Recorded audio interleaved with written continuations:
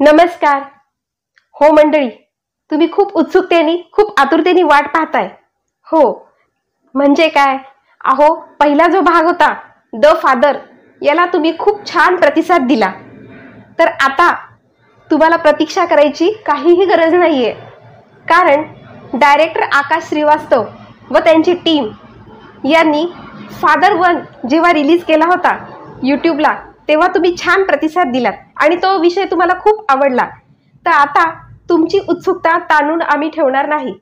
येत्या 29 सप्टेंबरला यूट्यूब चॅनलवरती फादर 2 हा रिलीज होत आहे.